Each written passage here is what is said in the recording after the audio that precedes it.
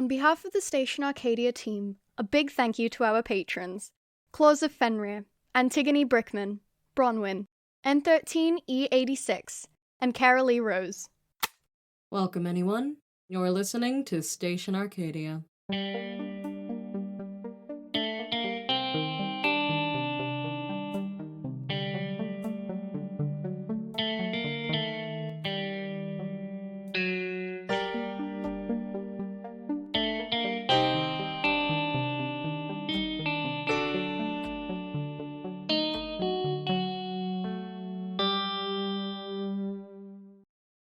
Well, another day, another broadcast. I generally love doing these, don't get me wrong. But, sometimes it's hard to find the motivation, even still. You can thank Joe for the fact that I'm here right now. I nearly slept right through the day. But I am here, talking to you live, and I normally feel better once I do, so let's get started with some live audio. The author spends too much time talking about theory instead of ways it's implementable in praxis. That's not the point of the book, though. It's for inward reflection about the failings of the system. There is plenty of other stuff for praxis. That's part of the problem. We spend all of this time mired in lingo that it becomes inaccessible to anyone without a prior understanding. I mean, you shouldn't have to read 2,000 pages to be able to participate in the discussion. Look, okay, all I'm saying is, would it really have killed the guy to add one section about how his theory was applicable? Memory, do you have any thoughts? You've been pretty quiet today. Memory? Sorry, I'm just thinking about some stuff. Do you want to talk about it? I'm just sick of it.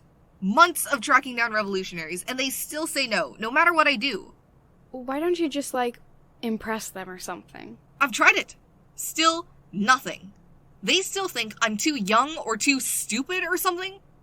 I don't know, but they don't take me seriously. I mean, maybe it's just me, but when someone treats you like that, you have to give them no choice but to pay attention to you. What do you mean? It's like when my parents start babying me again. I just roll up somewhere and do something that reminds them that I'm not a little kid. Well, that's ominously vague. Yeah, well, that's just what Memory has to do. Except we need to aim a little higher because you're trying to impress a revolutionary force and not a pair of jaded adults. What would that even be? Well, if we're talking about my parents, apparently, SpiriTech just got a bunch of really good stuff in. Really? I'm just spitballing here, of course, but I feel like the major info collector of the Senate would have some things that the Revolution would, like to get their hands on. That's amazing! I can just hack into their database Whoa there. SpiriTech stores all of their data offline and on-site. You'd have to get into their server room before you even had a chance of getting through their firewalls. Plus, they've got a state-of-the-art security system after their deal with Centurion. Easy. I take down state-of-the-art security for breakfast. Can you take down the flesh and blood guards they have? Or the closed-circuit keycard scanners? Maybe not. Why don't we all just help Memory? What?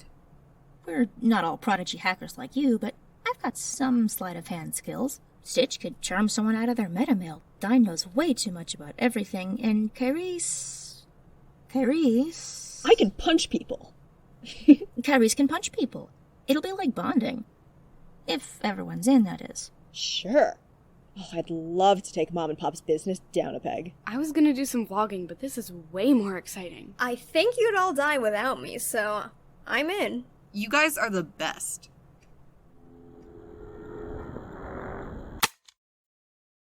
They're breaking into SpiriTech? It's not bad code at a glance, but I really, really hope Memory knows what they're doing. Even with all the right planning and personnel, infiltrating one of the Senate corporations is dangerous, to say the least. It's not that I don't believe in Memory. Faye and their friends are clearly very smart, but I don't want to listen to them get hurt or worse. I can't. I can't do that. Let's just do this.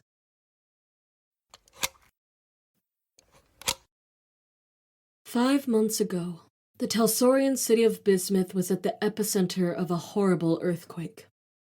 Bismuth was a newer city, and many of the buildings had been completed in a last-minute rush as the Senate brands pushed the construction company to finish everything in time for Bismuth's launch date. When the earthquake hit, it was practically destroyed. Skyscrapers collapsed, the towers that kept the web online were damaged, and the power grid failed, effectively shutting down the city. Everyone who could afford to leave fled in the aftermath of the disaster, leaving the rest of the city's inhabitants floundering. Some lucky souls managed to find shelter in the homes of family or friends who lived elsewhere, but many had nowhere to run. The earthquake was priority news across Talsoria for days. It had been centuries since the nation had been hit with a natural disaster of this scale. Well-wishes came flooding in from every city, wishes that were unheard by the disconnected citizens of Bismuth. Plug's emergency services had several bases in the city, of course, but most of them had been hit equally hard by the quake. Pluggers from Exposity and the Nexus were dispatched to help rescue survivors of collapsed buildings. Lanata Health Incorporated promised to prioritize the reparations of hospitals and the construction of makeshift health centers. Skylines, Talsoria's most prominent construction and repair company, asked for donations that would be put towards the rebuilding of Bismuth, and the nation obliged. For a few days, the people of Talsoria rallied around the people of Bismuth. People posted selfies of their feeds with a special Save Bismuth filter in solidarity with the dead. Rocket Youth released a single called For Bismuth, which flew to #1 in the charts. Both Skylines and Lanata Health received millions in credits and donations. People cheered as footage was shown of a kind nurse comforting a child with a broken arm, of a plugger freeing a young man from where he'd been trapped in the ruins of a restaurant, of the tech-savvy enforcement officer fixing a family's beloved dog. The nation was comforted by the knowledge that the corporations were doing everything in their power to fix that awful tragedy in Bismuth, and began to move on. A week later, Not Nike announced they were releasing the SynthTech Hollow Ring in collaboration with Limelight, and Bismuth was forgotten entirely. Once most of the critically wounded had been evacuated from Bismuth, the remaining citizens were left stranded. Skyline sent a few teams to stabilize some of the moderately damaged skyscrapers and put up warning, keep out signs in dangerous locations. But the promised repairs never came. The mostly broken power grid made communicating both within and outside of the city challenging. The remaining citizens asked for help, over and over, to anyone they could reach. After all, homes and workplaces were destroyed, loved ones were hurt and killed, and many were without a place to stay. But every corporation they contacted either ignored them or responded with a very delicately worded, "We don't care what happens to you." The people of Bismuth were abandoned. Oh, Arcadia wants to share some audio. I guess we'll find out if Memorie dies.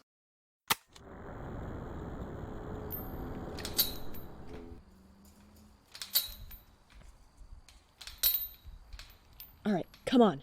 Dyne, how in the world did you fit bolt cutters in that bag? It's bigger than it looks. Shh, over here. There's a maintenance door on the side of the building that uses a card. It's as close to the server room as we can get before we're inside. You take it apart, I'll get the door. Kyreese, you and Stitch are on watch duty. Let us know if anyone's coming. You got it. Avi, work on the door lock while I hack in, just in case. Aye, aye. Oh, this is simple. They need to upgrade their security. You were saying? My hand slipped. Got it. Kyreese, anyone coming? Clear. Come on, Stitch. Okay, take a left up here and it should be just around the corner. Huh? Hold off.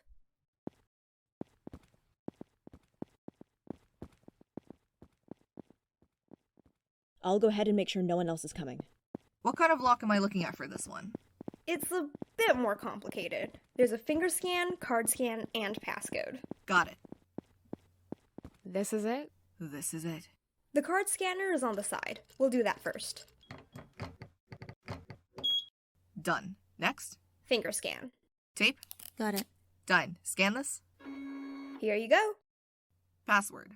Try GMS1S60. 2 attempts left. J13RPAT. Alright, we should be. There's another door? Are you guys almost done? Someone's coming. There's another door? Ghosts. It's a key lock. Key lock? I don't have as much practice with these. I've been doing key locks since I was 5. Let me wire it. Be my guest. 2 people coming. You better hurry. Come on. Almost. Got it.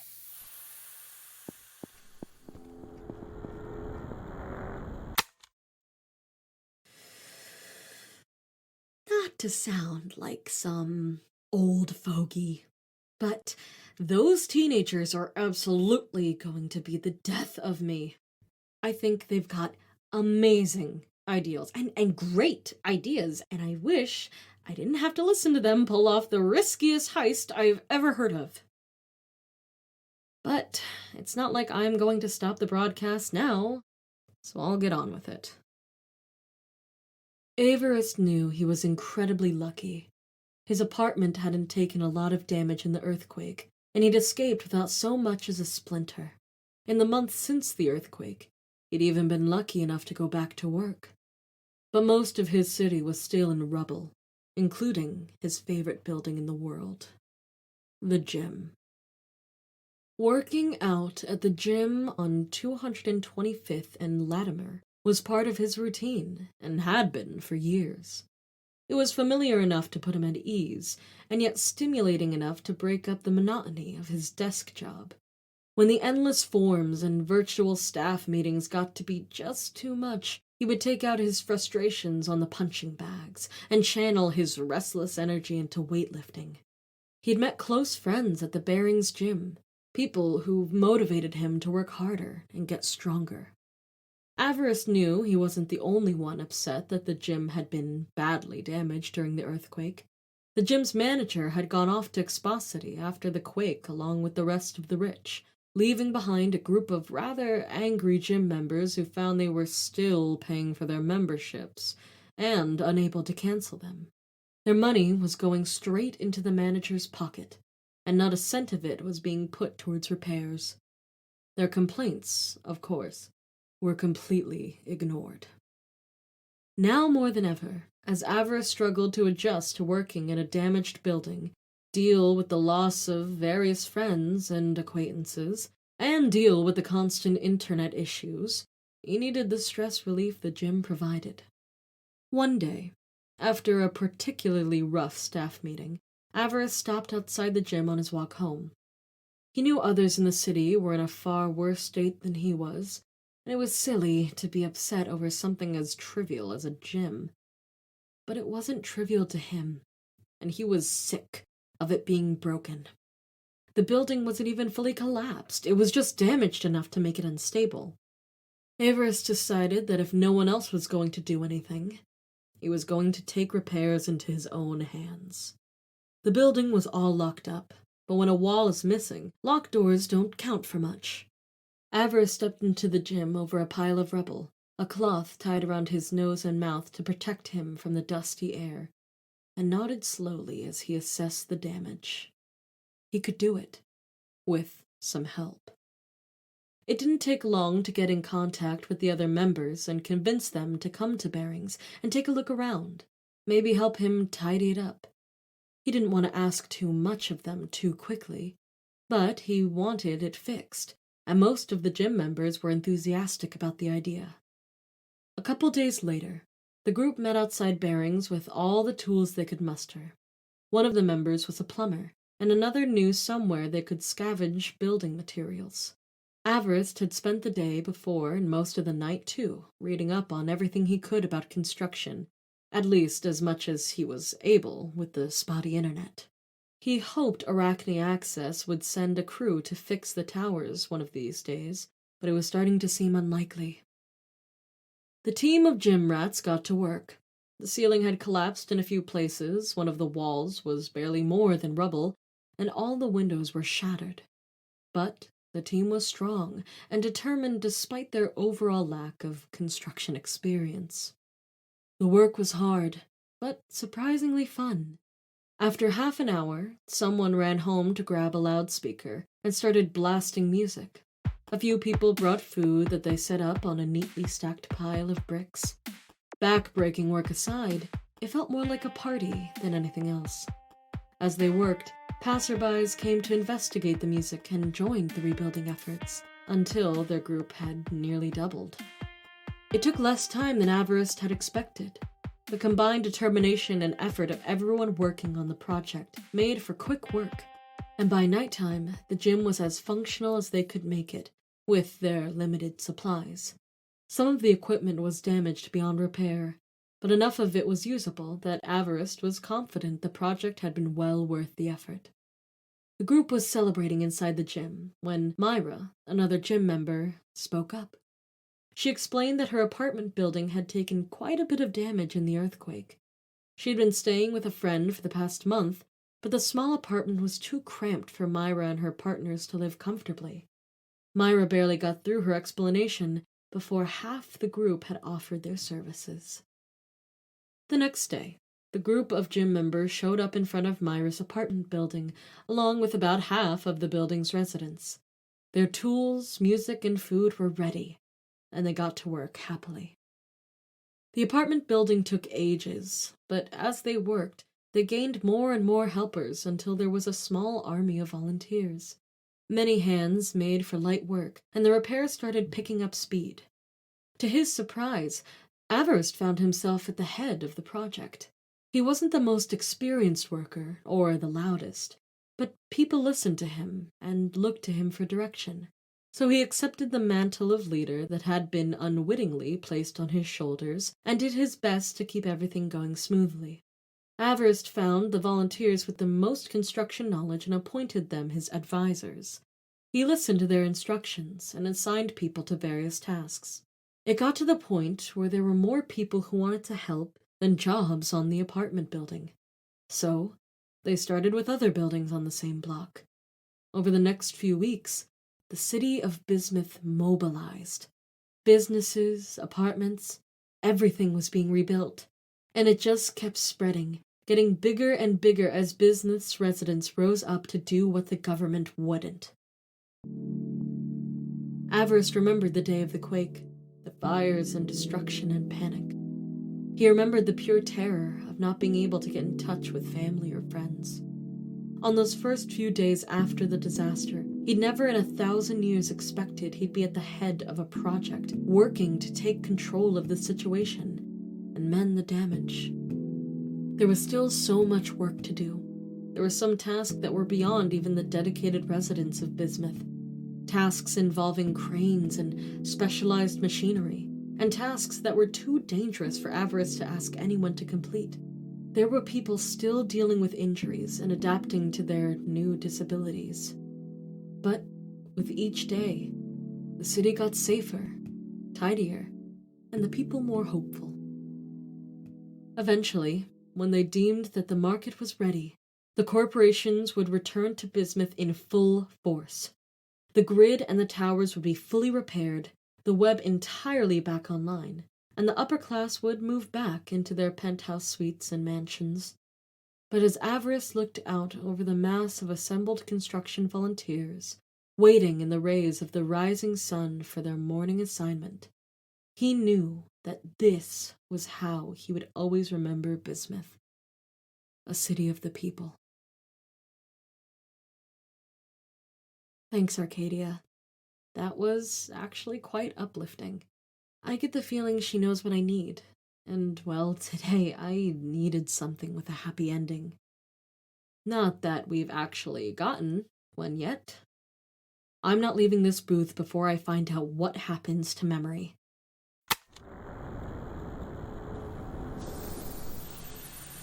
That was close. Oh, it was exciting. Dyne, where to? It's like a maze in here. It's just on the right. Let's see what we can find. I don't get why they keep all this stuff on print. Why not just upload it to a secure database and have a computer to access it? Probably because people like us would hack into it. We got in anyways. They could at least make it more convenient. Oh ho, what's this? An entire file on Talsorian exports to Surrigan and Westerfield? Now that's interesting. Oh, look at this. Suspected member of the revolution? Could be useful. And if it's real information, it needs to get out of here. We'll take it with us. This is a list of fallen revolutionaries. Why would they have that? A lot of larger companies are doing their research. I'm not too surprised they'd have something like this. It's good evidence. We'll keep it. I'll grab a couple files on passcodes, and hopefully, if the revolution wants to come back, they'll have an easier time getting in than we did. Running low on time. We gotta hurry up. Avi, lock up after us. Kyreese, lead the way out. Same way we came. Got it. I've got the files. Stitch, stick by me. Let's get out of here.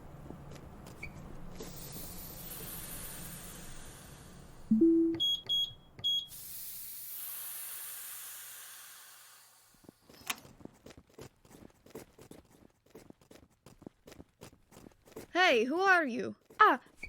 We're vloggers. What do you want to say to our viewers? You're not supposed to be in here. Good thing we were just leaving. Sparks, get the door, get the door! I got it. Run. We did it! We did it! I got to punch somebody. That was awesome!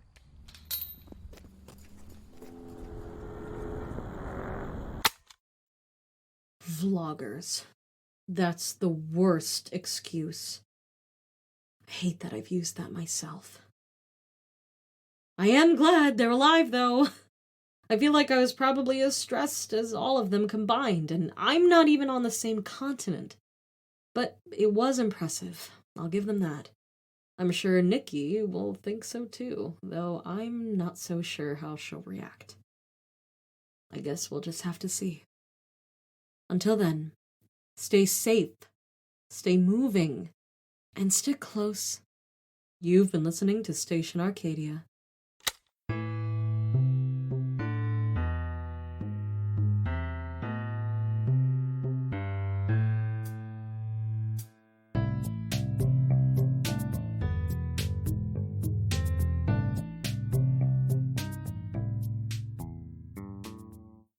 Station Arcadia is a podcast by Metal Steve Productions and licensed under a Creative Commons Attribution Non-Commercial Share-alike 4.0 International License.